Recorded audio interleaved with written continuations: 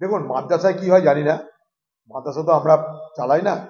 হতে পারে কোনো কোনো মাদ্রাসায়, জেনারেল ভাবে মাদ্রাসা জঙ্গিদের জায়গা, এটা আমি মানতে রাজি না।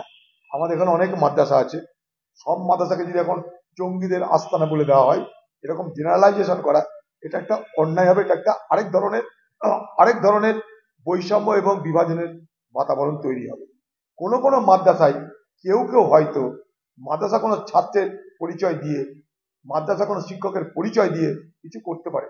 সেটা সরকারি দপ্তরেও আছে, ভারতবর্ষের সেনাবাহিনীর মধ্যেও হয়, এটা পুলিশের মধ্যেও হয়, এই গুপ্তচর বৃত্তি। স্বাভাবিক মাদ্রাসার নামটা এসে গেলেই তখন আগামী দিনে এই আলোচনা শুরু হয়ে যাবে যে পশ্চিমবঙ্গের সব মাদ্রাসায় শুরু আতঙ্কবাদীরা, জঙ্গিরা ঘাঁটি গেড়েছে। এই জিনিস একবার হয়েছিল বাংলায়, মাদ্রাসার বিরুদ্ধে অভিযোগ এর একবার হয়েছিল, আবার হতে পারে। কারণ এগুলো কতগুলো রাজনীতির ইন্ধন দেয়। ফলে আমাদের সতর্ক থাকতে হবে।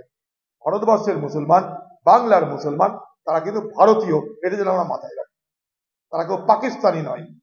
বাংলা টুডে নাও।